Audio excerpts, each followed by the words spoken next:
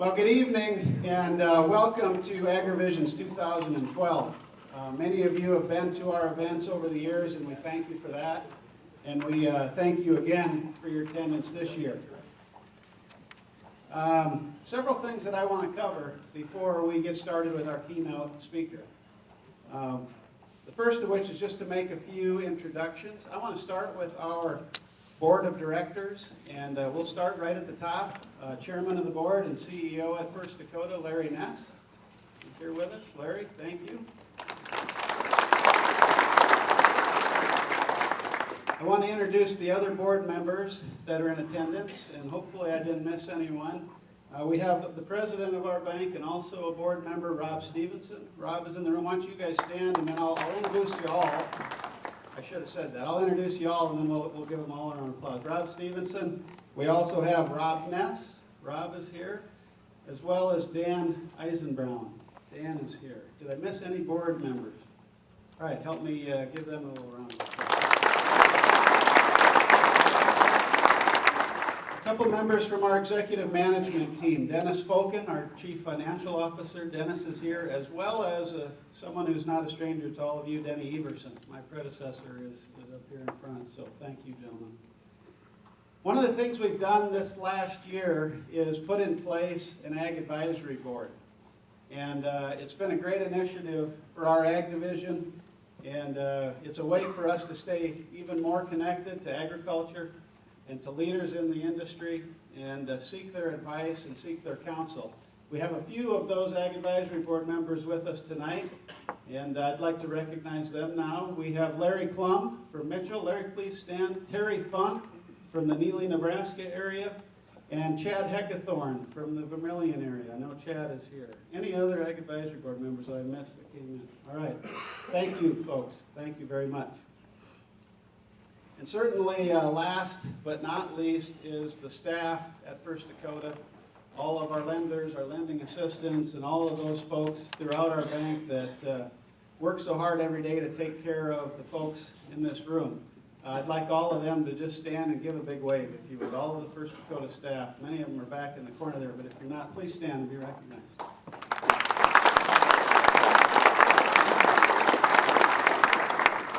One of the things we take great pride in is the quality of our team and the quality of the folks that strive hard to meet your needs every day.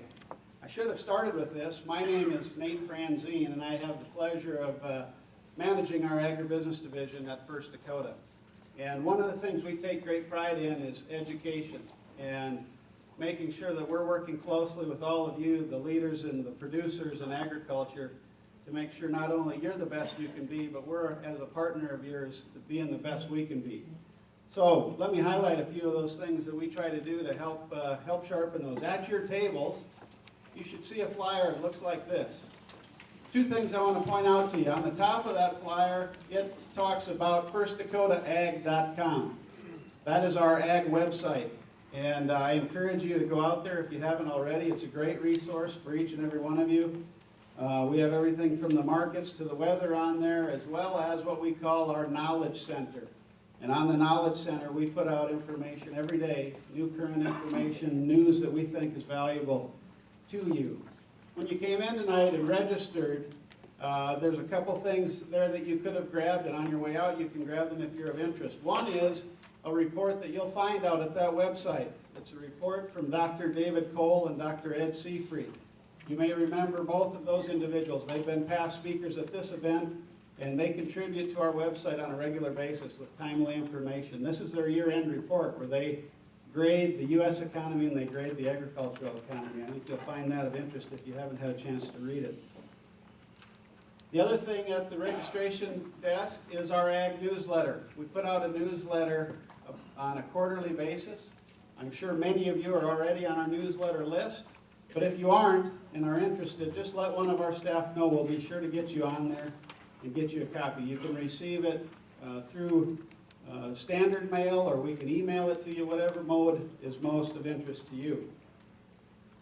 The other thing I wanted to touch on back to this flyer is the bottom portion of the flyer. For those of you that have cell phones, which I'm sure is the vast majority of the room, and if you are into text messaging, you can text follow First Dakota Ag, just as it says, to 40404.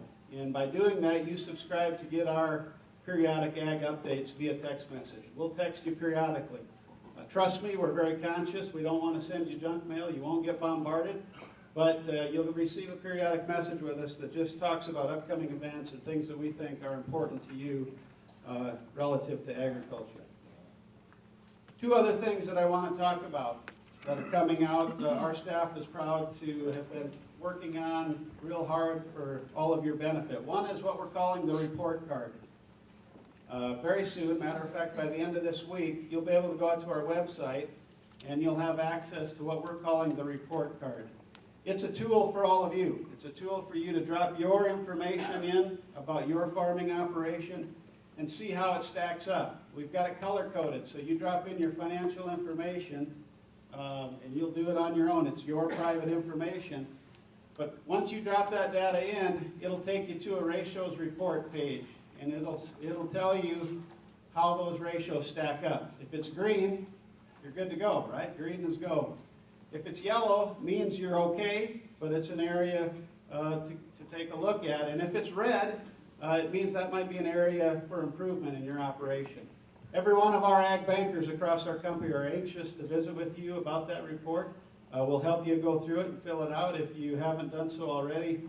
And those areas that might turn up yellow or red, we'll talk to you about ways that you might consider to improve your farming operation and make your operation even better than it is today.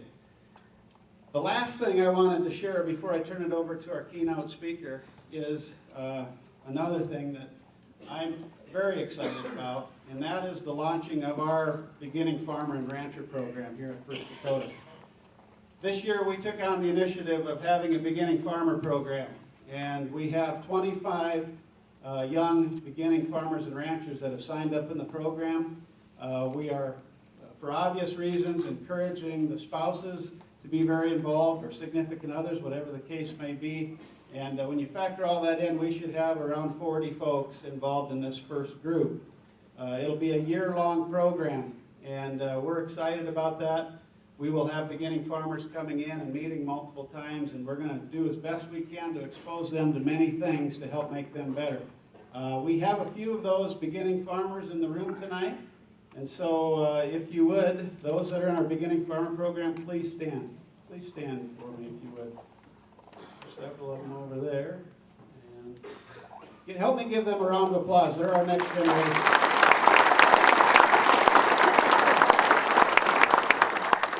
We had this same event last night in Mitchell, and our beginning farmers had the opportunity to come in there as well, and we had a large percentage of our overall group there last night.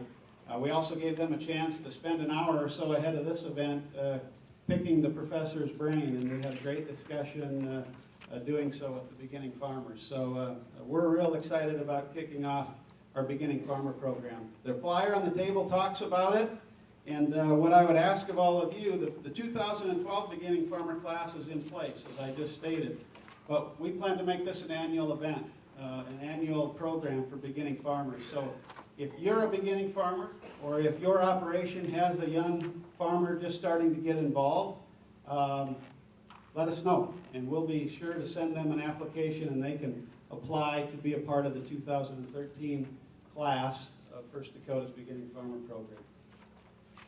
All right. Well, let's get on to what you all came here for. Dr. Barry Flinchbaugh is an ag economist and an ag policy professor from Kansas State University. He's been in that business for a few short years, in the neighborhood of 41. The other thing I really admire about Dr. Flinchbaugh is his practical application of what he does. Many a legislator has contacted Dr. Flinchbaugh looking for advice as they've been formulating a new farm bill and trying to define the policy that really impacts our industry. And so when it comes to ag policy, Dr. Flinchbaugh's been there, done that, you might say. And I look forward to hearing his experiences and him sharing all of that with you. So please help me welcome our keynote speaker, Dr. Barry Flinchbaugh.